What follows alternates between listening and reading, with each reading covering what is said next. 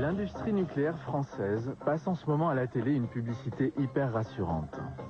On y voit le géant français du nucléaire, Areva, qui creuse la roche, sort l'uranium, en remplit les centrales atomiques et le transforme en électricité pour faire danser des jeunes. Areva, des solutions pour produire et acheminer les énergies dont le monde a besoin. Mais le circuit de l'uranium, dans la réalité, ne ressemble pas à cette publicité. Nous avons reçu à Canal+, une enveloppe avec des documents qui appartiennent à la Cogema, la filiale d'Areva, qui exploite plusieurs mines d'uranium dans le monde. Des photocopies qui n'auraient jamais dû parvenir au grand jour, car elles accusent la Cogema d'irradier silencieusement des populations en Afrique. L'affaire est liée à cette mine d'uranium qui se trouve dans le nord du Niger. Ici, 1600 ouvriers de la Cogema extraient le minerai, le concassent, et en font ce produit jaune radioactif qui va brûler dans nos centrales nucléaires.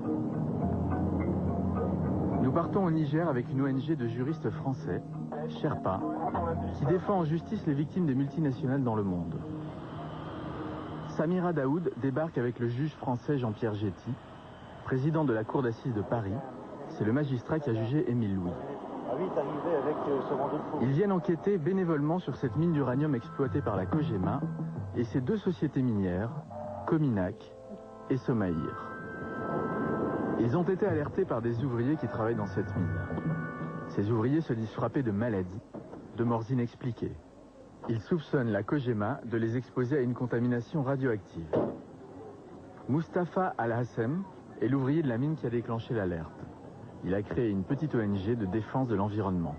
Quand j'ai fait l'analyse des décès des travailleurs, à partir de 90, je trouve qu'il y a beaucoup de travailleurs qui meurent. Et surtout, ils meurent dans des conditions un peu qu'on ne comprend pas. Nous suivons les enquêteurs de l'ONG Sherpa dans leur visite des ouvriers qui sont tombés malades. Ces ouvriers racontent tous la même chose.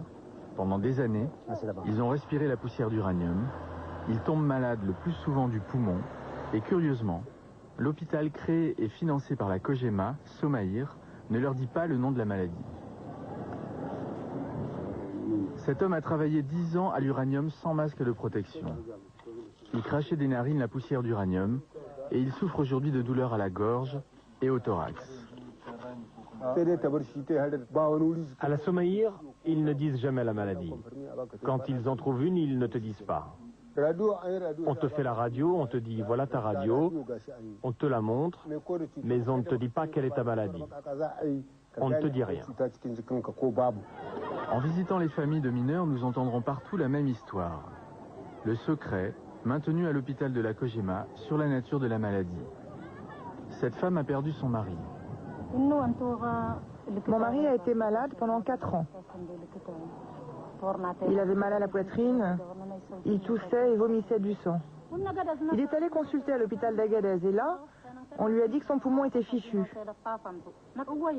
Mais ici, à l'hôpital de la mine, on ne nous a jamais dit qu'il avait des problèmes au poumon. On lui a juste expliqué qu'il avait du diabète et de la tension. On est dans le minerai soir et matin. Soir et matin. Ils m'ont fait la radio de la poitrine, ils ne me l'ont pas montré. Je l'ai demandé, mais ils ne me l'ont pas donné. Pourquoi ils n'ont pas donné? Je sais pas. Au bout de 30 témoignages, les enquêteurs de l'ONG Sherpa ont l'impression d'avoir affaire à une dissimulation systématique. Les malades ne sont absolument jamais informés des maladies qu'ils ont. En même temps, on a l'impression qu'il y a une espèce d'omerta dès qu'il s'agit de maladies pulmonaires.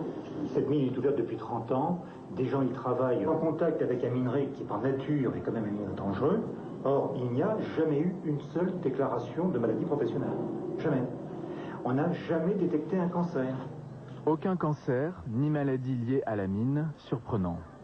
Le chef de la sécurité sociale de la ville, en poste depuis 5 ans, lui aussi s'interroge. On ne peut pas passer 5 années dans un secteur minier et ne pas avoir au moins un cas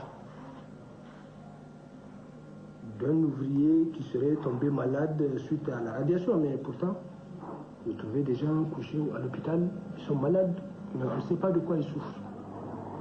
De quoi souffrent ces mineurs? Aucun médecin de la Cogema n'a été autorisé à nous répondre.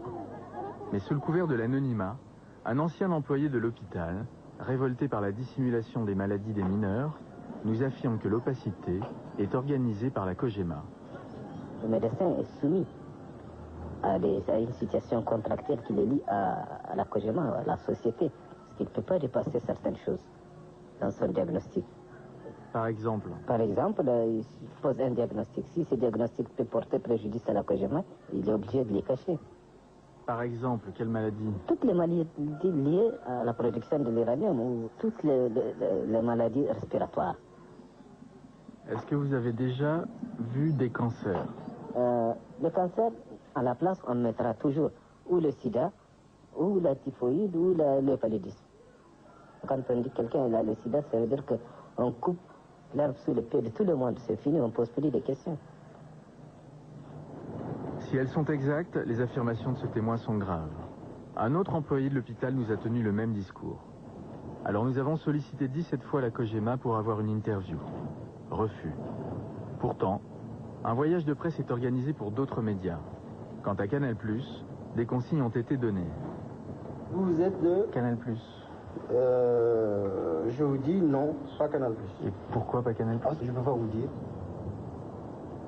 En repartant, nous croisons des mineurs qui reviennent du travail.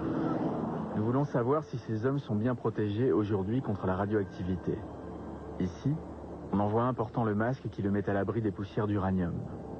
Les mineurs, donc, semblent travailler en sécurité et la COJEMA écrit sur son site internet: Les critères de radioprotection des travailleurs ont la même exigence que ceux actuellement en vigueur en Europe. Mais les ouvriers sont-ils tous protégés? Le soir, de retour à la ville, 2 hommes viennent nous voir. Ils travaillent sur la mine, mais ils ne sont pas payés par la COJEMA. Ils sont employés par des entreprises sous-traitantes. Et ils affirment que pour eux, les critères de sécurité ne sont pas respectés. Quand ils reçoivent une trop forte dose de radiation, ils ne sont pas éloignés de l'uranium comme l'exige le règlement de la mine. Qu'est-ce qui se passe quand un employé fait un dépassement? On les transfère à un autre poste. Et est-ce qu'on fait la même chose pour les sous-traitants? Non. On ne fait rien. Qu'est-ce qui se passe quand il y a un dépassement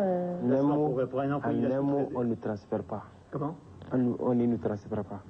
Le chômeur ne s'en fiche. La COJEMA laisse-t-elle vraiment des ouvriers exposés aux radiations? Au Niger, comme en France, c'est l'inspecteur du travail qui surveille la sécurité des mineurs. Et il a fait son travail. Au cours de ses visites de contrôle, il a découvert que la COJEMA laisse des ouvriers sans protection contre la poussière radioactive. Alors dans un courrier, il a demandé à la COJEMA de respecter la loi. Vous êtes tenu de mettre à la disposition de vos travailleurs des masques et des vêtements de protection pour leur permettre d'effectuer leur travail en toute sécurité. Mais la COJEMA a ignoré cette mise en demeure. Oui. C'était en 2001, et depuis jusqu'en 2003, l'inspection du travail a encore écrit 2 fois à la COJEMA qu'elle accuse de négligence coupable. Elle lui demande de protéger ses ouvriers contre les radiations. Sans effet.